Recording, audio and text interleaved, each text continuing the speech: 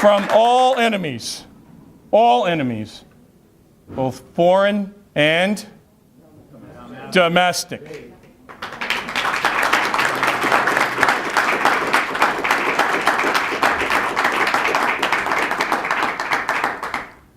To get elected, I'm going to need your support. Now, I know I have it here, and I know I have it today, but I'm the new guy on the block. Effective today, an ad has started. On Fox News, it'll appear, Fox and Friends, Glenn Beck, Bill O'Reilly, Sean Hannity. Now, people may say, well, you're preaching to the choir. Well, not so much anymore. I think you're seeing that their ratings are so high now because a broader spectrum of the folks are watching them and paying attention. And by the way, I'm going to say this out loud. After a speech a few weeks ago, I was milling with the crowd, having some discussion with some great folks, and one man walked up to me, and in a whisper he said, "What do you think about Glenn Beck?" Now, he's looking around. So I said, quite loudly, "Glenn Beck, that man is an American hero. That man has more courage than anyone that I have ever seen."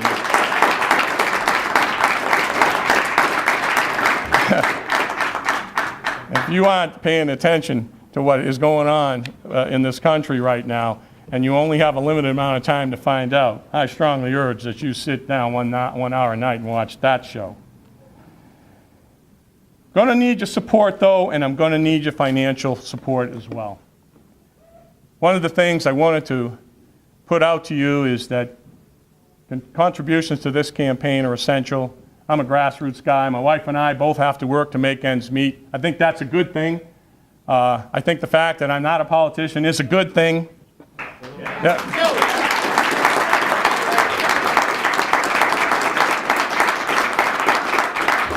And I think we got to stop picking people from the barrel and start picking them from the tree.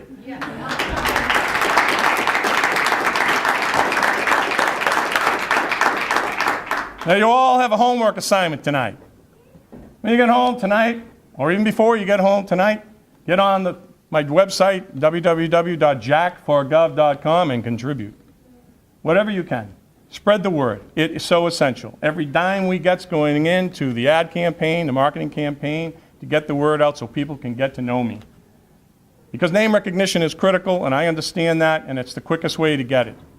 So your help is going to be essential. Spread the word. Help me out as best you can. It'll be so appreciated, and it'll be well spent. But look at it this way. Look at it as an investment. This is the private sector in me talking right now, but you all know what you're paying in taxes right now. And everybody that I've been speaking to up north, particularly even back here in Dover and in the Seacoast area, are really upset about property taxes. Now, we all know that per capita, our overall tax rate in New Hampshire is still, lower than a lot of the places in the country. Property taxes are a killer for people that are on fixed incomes and are living their lives, hopefully, in a retirement capacity that's free of those pressures. It's not the case. We don't have a revenue problem in the state of New Hampshire. We have a spending problem in the state of New Hampshire.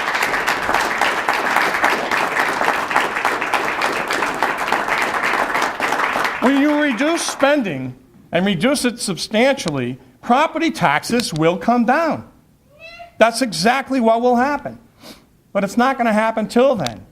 But if I'm not elected, or if John Lynch is reelected, you can count on two things. One is that the taxes that are already in effect and the spending that's going on now will continue. Your taxes are going to go up. And you can also absolutely guarantee yourselves a state state income tax and or sales tax or both.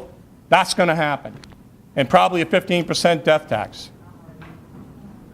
We know that this year the death tax is zero for the coming year nationally, but President Obama is going to elicit a 55% death tax in 2011. You think about that. All the money that you have put aside and has been taxed and all that little bit of net that you've been putting away, they have no right to that money. That's for your family. That's for your kids, your grandkids, whatever. But they're going to take it and earn it and do a thing to earn it. This has to end.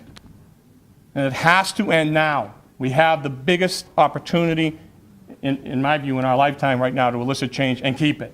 Because we can't just change and then fall back into the old ways. We're confronted with a liberal agenda here in New Hampshire. You've seen it. We have a governor that promised that he would not sign a gay marriage bill.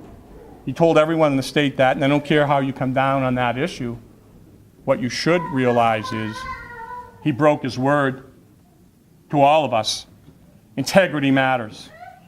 Same thing with parental rights. Said he wanted a parental rights bill, but when one came on his desk to reverse it, he signed it. The state has no business, none, getting involved with our children's lives.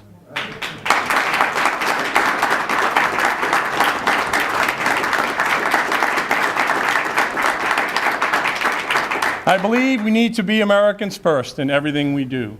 I believe that regardless of party, if you do what's right for the people and you do it as an American, that everything else will take care of itself. I want you to know that clearly I believe that we're at a crossroads in this country.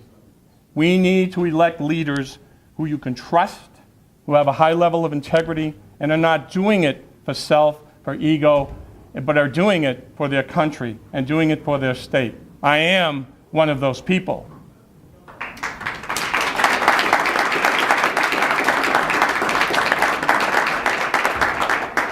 I'm in a primary.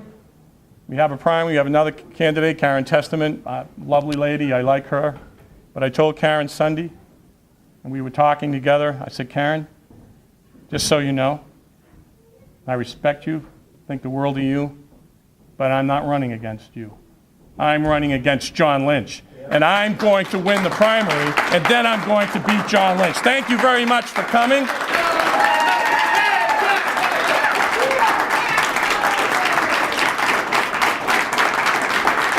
Thank you. Invite you all to the Barley House. We have a luncheon set up for you. If you want to come over, we can mingle a while, and I'll come over and we can chat a little bit. Again, thank you very much for your support.